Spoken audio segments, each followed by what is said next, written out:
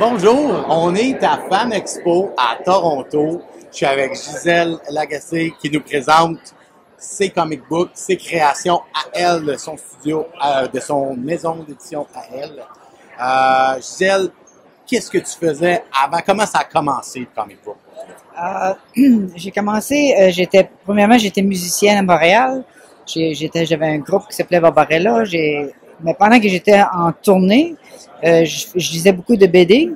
Puis j'ai décidé qu'éventuellement, je vais changer à faire de la bande dessinée. Alors, j'ai commencé en l'an 2000 à mettre mes comics online sur le web parce que je voulais, mais mon intention originale était de faire, mettons, des comics comme le style Garfield dans les journaux.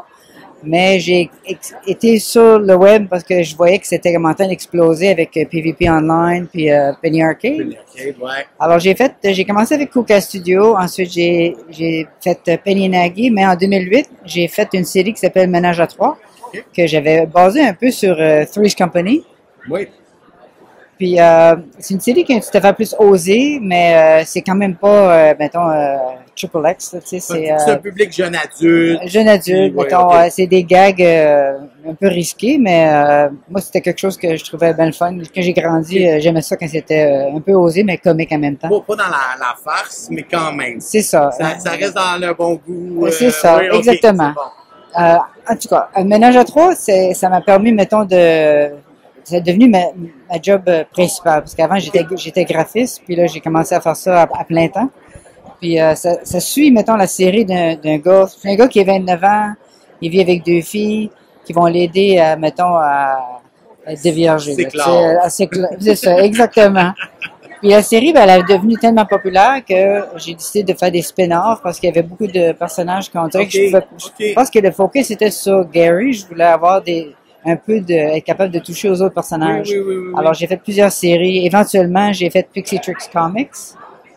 Pixie Tricks Comics, c'est le nom de ma maison d'édition. Oui. Alors, je publie sous le nom de Pixie Tricks Comics, mais je fais aussi une bande dessinée sous Pixie Tricks Comics. Là, t'es rendu à combien de rounds? Parce que ça a l'air des rounds. C'est ça. J'ai fait, Ménage à trois, c'était 10 volumes. Oui. Ensuite, Pixie Tricks Comics, je suis rendu au 7e volume.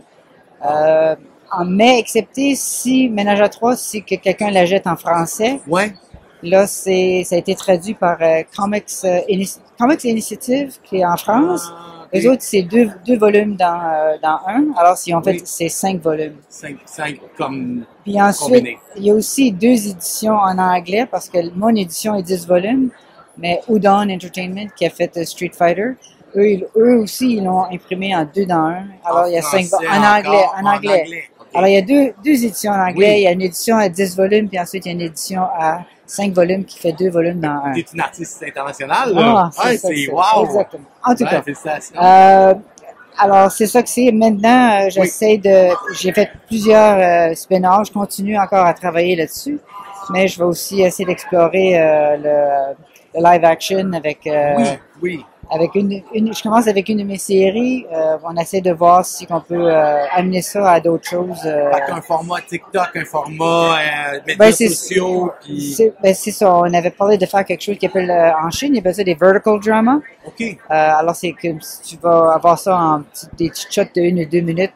T'as un petit gag, t'as un petit quelque chose, une situation, mais ça se suit le lendemain, tu continues à suivre ça. Mais éventuellement, tu peux tout regrouper ça puis faire un épisode avec. Faire une histoire qui se continue, narrative. La même chose que mes webcomics, qui est un paquet de gags, mais qui mène à quelque chose. Exactement, c'est ça, quelle histoire.